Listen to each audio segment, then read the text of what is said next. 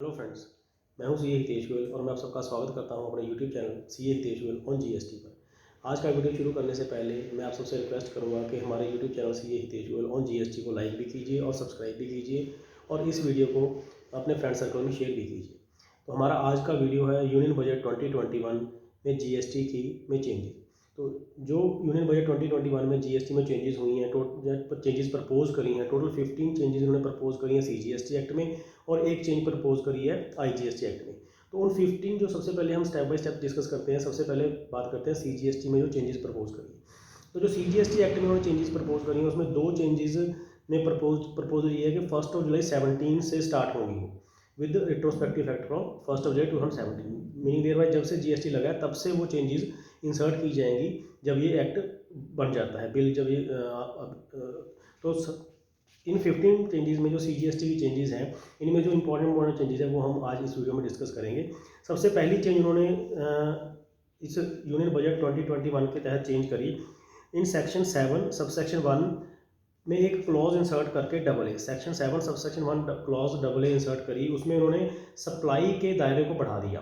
तो इसमें जो सेक्शन 7 है टॉक्स अबाउट सप्लाई, तो उसमें उन्होंने जो AA क्लॉज इंसर्ट करी है उससे सप्लाई का दायरा बढ़ गया। उसमें उन्होंने किस किस चीज़ को किस टाइप की सप्लाई को इन्होंने कवर किया, जो उसमें लिखा था एक्टिविटीज़ और transactions by a person other than an individual to its members और कॉन्स्टिट्यूएंट्स और vice versa for cash deferred payment और अदर वैल्यू कंसिडरेशन, तो उसको हम सप्लाई कंसिडर करेंगे। इसमें उन्होंने ये क्या मीनिंग दे रहा है कि जो क्लब्स होते थे, जो अनइनकॉर्पोरेटेड क्लब्स या एसोसिएशन ऑफ पर्सनस, उसमें जो एक या रेजिडेंशियल वेलफेयर एसोसिएशंस, उसमें जो वो सोसाइटीज़ या क्लब्स अपने मेंबर को जो सर्विस देते थे या उनसे सर्विस लेते थे, तो उस टाइप की सर्विसेज को भी उन्होंने इसमें कवर कर दिया। तो इस 1 जुलाई 2017 से उनको कवर कर दिया इसमें उन्होंने इनफैक्ट। तो उससे जो सप्लाई चाहे क्लब दे या क्लब सर्विस मेंबर से ले, तो वो सब सारी की सारी सर्विसेज अब जीएसटी के दायरे में आ गई as per this insertion of this clause. तो ये तो थी प्रपोजल सबसे पहले 1 जुलाई 2017 जो उन्होंने प्रपोज करी। अब नेक्स्ट क्लॉज जो सिर्फ 2 क्लॉज जैसे मैंने आपको बताया 1 जुलाई 2017 से हैं, बाकी सारी की सारी क्लॉजेज जब डेट नोटिफाई होगी तब से एप्लीकेबल होगी।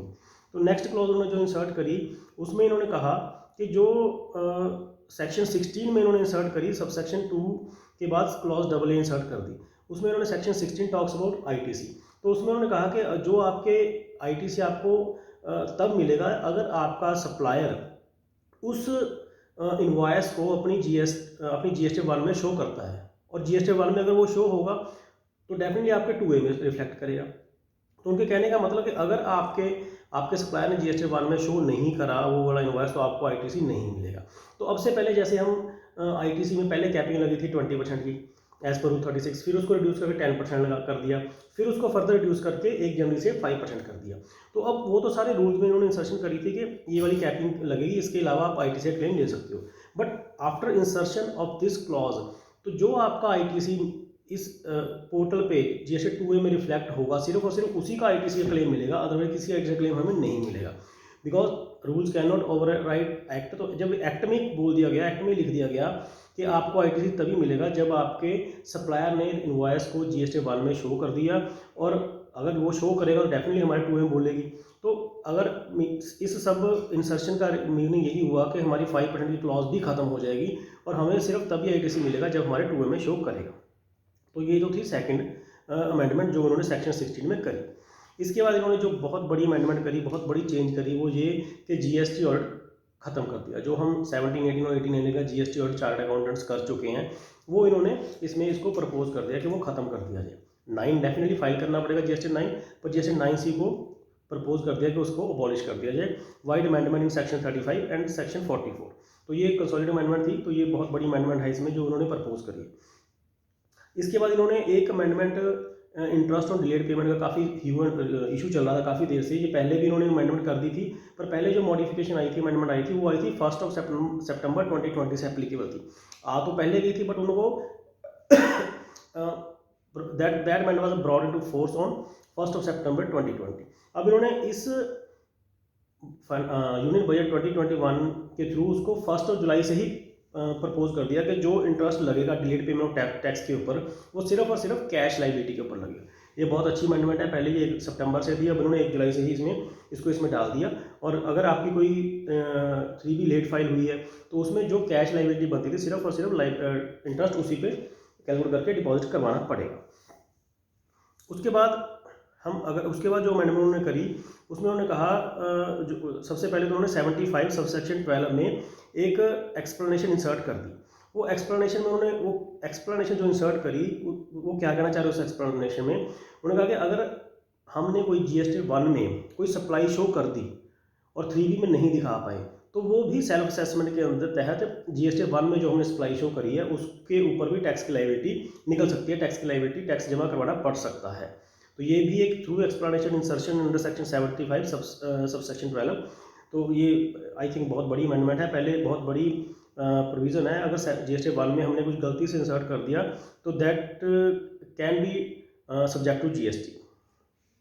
फर्दर उन्होंने नेक्स्ट 83 सबसेक्शन 1 में सब्स्टिट्यूशन किया। पहले सेक्शन जो उसमें उन्होंने प्रोविजनल प्रॉपर्टी अटैच करते थे उसमें कुछ सेक्शंस ही डिफाइन किए गए थे कि अगर इसी सेक्शन में ओनली 6 सेक्शंस वर देयर कि दीज 6 सेक्शंस में अगर कोई असेसमेंट होती है तो उसके अंदर गवर्नमेंट प्रोविजनल आपकी प्रॉपर्टी अटैच कर सकते हैं। बट अब उन्होंने 6 सेक्शंस को रिमूव करके वहाँ पे चैप्टर्स इंसर्ट कर दिए, चैप्टर 12, चैप्टर 14, चैप्टर 15।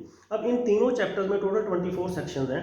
तो अगर हम बात करें तीनों चैप्टर्स की तो तीनों के अंदर 24 सेक्शन में ऑनरेबल कमिश्नर जो इन्होंने इंसर्ट किया था, commissioner is of the opinion that for the purpose of protecting the interest of the revenue he may by order in writing attach provisionally any property including bank account. तो ये पहले से वो 6 section थे, अब उसका दायरा बढ़ा के 3 चैप्टर्स को कवर कर दिया इसमें। और साथ ही इन्होंने एक और लाइन ऐड कर दी कि कोई भी person specified under section 122 sub section 1A, तो उसमें कौन कौन से पर्सन स्पेसिफाइड हैं जिसके साथ जिन्होंने कोई सप्लाई ऑफ गुड्स किया हो, इशू इनवॉइस किया हो, जिसका कोई इसमें इंटरेस्ट हो। तो इसके उन्होंने 3-4 वहाँ पे पर्सन स्पेसिफाइड हैं 122 1A में। तो अगर वो पर्सन भी इसमें इन्वॉल्व है तो उनकी भी प्रॉपर्टी और उनका भी बैंक अकाउंट प्रोविजनली अटैच कर सकते हैं। Next amendment is in section 107 subsection 6। 107 section talks about appeals to appellate authority. तो इसमें उन्होंने कहा कि अगर आपने अपील करनी है, पहले अगर अपील करते तो उसमें कोई पेनल्टी अमाउंट डिपॉजिट करवाने की रिक्वायरमेंट नहीं थी, टैक्स और इंटरेस्ट जमा करवाना पड़ता था बट पेनल्टी की रिक्वायरमेंट नहीं थी। तो इसमें उन्होंने कहा कि अगर आप अपील में जाना चाहते हो तो पेनल्टी का 25% आपको प्री डिपॉजिट करवाना पड़ेगा और उस डिपॉजिट के बाद ही आप अपील फाइल कर सकते हो।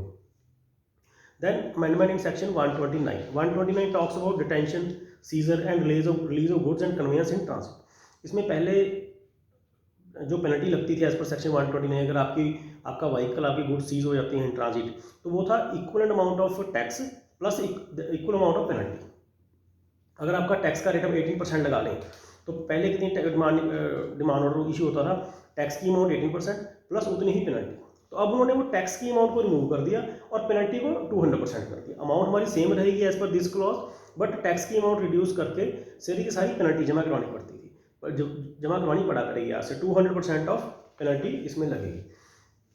उसके बाद जो उन्होंने कुछ प्रोसीजरल चेंजेस करी हैं, किसी का टाइम मेमोरी 7 का टाइम इंक्रीज कर दिया या पहले स्पेसिफाई नहीं था उन्होंने 7 डेज कर दिया लाइक दैट, तो वो प्रोसीजरल चेंजेस हैं, हम उस पर डिस्कस नहीं करते। एक इन्होंने इसमें एक और इंसर्शन करी है सेक्शन 129 सबसेक्शन 6 में। इसमें उन्होंने ट्रांसपोर्टर को एक फैसिलिटी दे दी कि अगर ट्रांसपोर्टर चाहे, जैसे कोई व्हीकल डिटेन होता है, कन्फिस्केट होता है, तो उसमें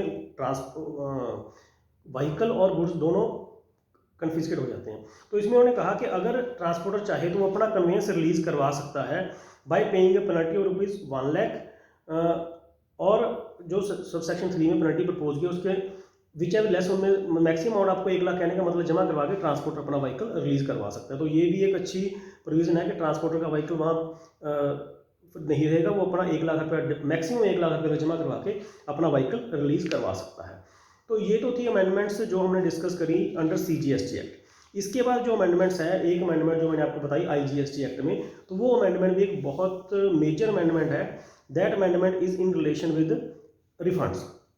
तो उन्होंने सेक्शन 16 में ये चेंजेस करी हैं। तो इसमें क्या चेंज है, सेक्शन 16 सबसे पहले हम section 16 talks about Jio rated supply. तो जियो रेटेड सप्लाई में उन्होंने क्या क्या चेंज करी। सबसे पहले उन्होंने कहा in subsection 1 in subsection 1 in clause B after the word supply of goods or services or both the words for authorized operation shall be inserted।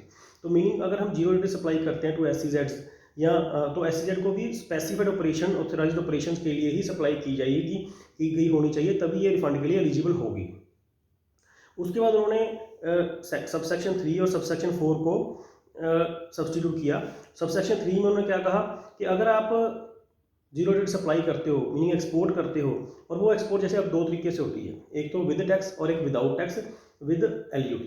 तो उन्होंने सबसे पहले कहा कि अगर आप without tax under LUT export करते हो तो आपका अनयूटिलाइज्ड इनपुट टैक्स क्रेडिट, उसके लिए आप रिफंड क्लेम कर सकते हो, राइट। और उसमें भी उन्होंने non realisation of sale proceed की क्लॉज डाल दी कि आपको within specified time specified under FEMA आपको वो रियलाइजेशन होनी चाहिए, नहीं तो आपको वो टैक्स जो आपने रिफंड क्लेम किया है रीडिपॉजिट करवाना पड़ सकता है। तो इसमें इन्होंने जो मेजर चेंज हम बात कर रहे थे वो क्या किया कि अगर आप एक्सपोर्ट करते हो with payment of tax, IGST लगा के एक्सपोर्ट करते हो, तो इसमें उन्होंने कहा कि अगर आप IGST लगा के एक्सपोर्ट करते हो तो हर चीज़ के ऊपर रिफंड नहीं मिलेगा, हर चीज़ के ऊपर रिफंड नहीं मिलेगा। किस किस चीज़ के ऊपर रिफंड मिलेगा वो कहा कि हम स्पेसिफाई करेंगे किस चीज़ के ऊपर रिफंड मिलेगा, गुड्स और सर्विसेज के ऊपर, या किस क्लास ऑफ पर्सनस को रिफंड मिलेगा। तो ये जब इन्होंने वर्ड यूज़ कर दिया कि we will notify the class of persons and we will notify goods और services on which you can claim refund. तो ये आई थिंक बहुत बड़ी चेंज है जिसमें हम हर चीज़ के ऊपर एक्सपोर्ट के ऊपर रिफंड क्लेम नहीं कर पाएंगे, सिर्फ और सिर्फ स्पेसिफाइड चीज़ें स्पेसिफाइड गुड्स और सर्विसेज और स्पेसिफाइड क्लास ऑफ पर्सन को ही रिफंड मिलेगा। So these are all about Union Budget 2020 with respect to GST. Now I request all the members once again to please like and subscribe my YouTube channel CA Hiteshwal on GST and share this video with your friend circle. Thank you very much.